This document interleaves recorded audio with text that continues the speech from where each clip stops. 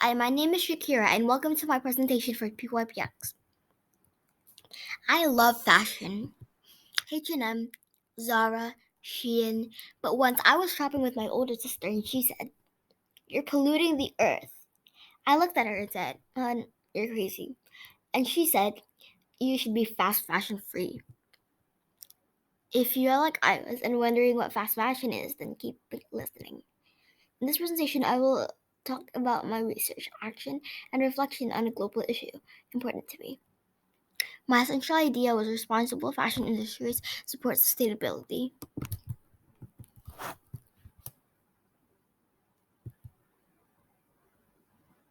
Out of 17 responsible development goals, my PYPx SDG is responsible production and consumption, SDG number 12.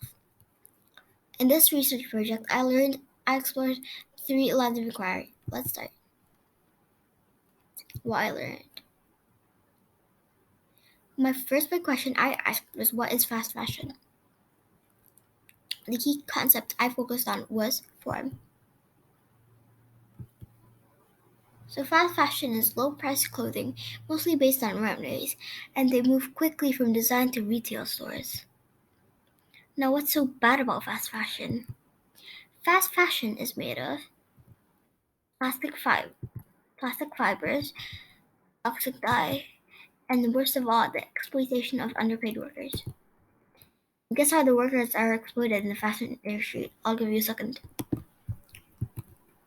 First of all, fashion payments are as little as 2 to 6 cents per piece.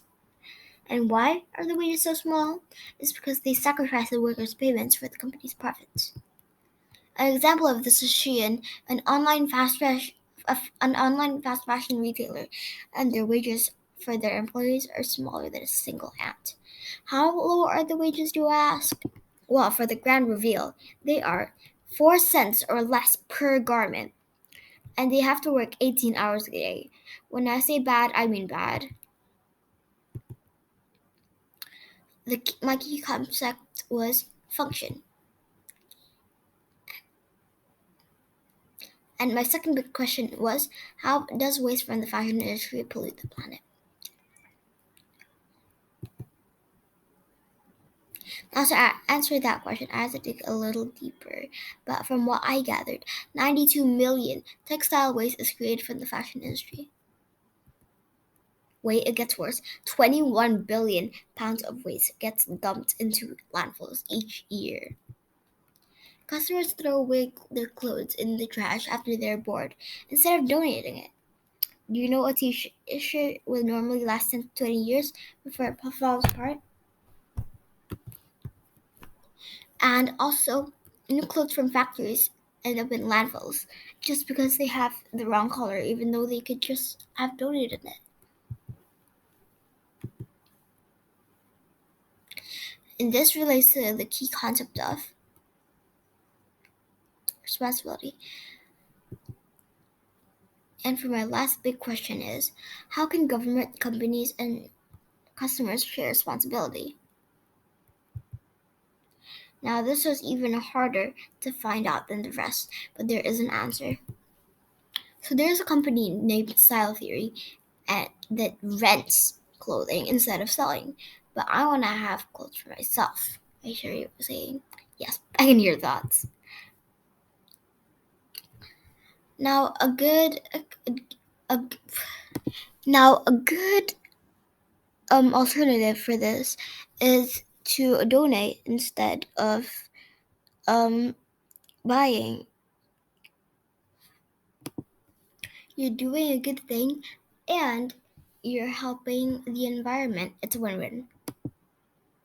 For example, and for example, when I was on holiday in America, there was a lot of secondhand stores, thrift shops.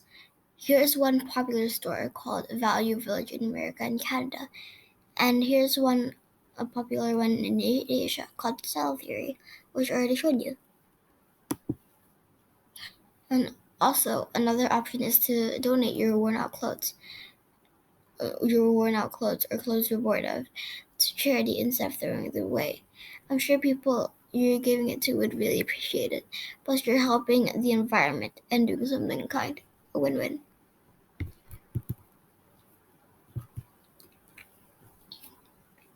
Up next is my action. Taking action, I want to inspire change in our world. I decided to teach kindergartners about recycling from different industries, such as farms, fast fashion, and technology. Rubai and I thought that we could use advocacy to help the kindergartners use this information in the future. My action was in the kindergarten class, but I still went there to make an announcement. And we also made a poster and put it on our website.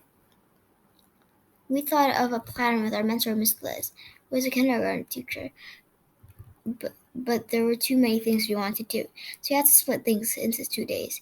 Our lesson plan included a pup show, 2 different games, making posters, and even at one point a scavenger hunt. We decided not to do it. Thank you. Finally, thank you for listening. I am happy to take any questions from the audience, and I will do my best to answer. Who would like to go first? For a full list of my research sources, you can see my website. This is how I planned my idea for taking action. First, the steps I took. I had to think of something to do, talk to my mentor, Miss Liz, and do my action. And skills I learned: teaching and entertaining. If I had four, if I had 4 more weeks, my action could reach even more people if I also thought of more ideas.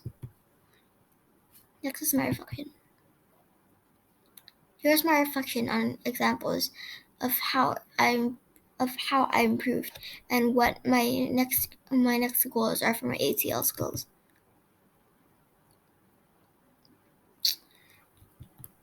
My community and my self-management skills. On the first day, some of the kindergartners were being quote quote out of hand, but on the second day, I improved. I collaborated better with Rubai. What is my next goal with this skill? I can help people with this skill too. Communication. I improved on communicating with the kindergartners. I improved on communicating with Rubai as well. And the next goal I will use for the skill is communicating with other people. Social skills. I got better in being more like open-minded with Rubai, and I got better at communicating with teachers as well. What is my next goal with the skill? Being better at participating with other people. Special thanks to Miss Liz and Rubai. Check out her booth next. Up next is questions. Thank you.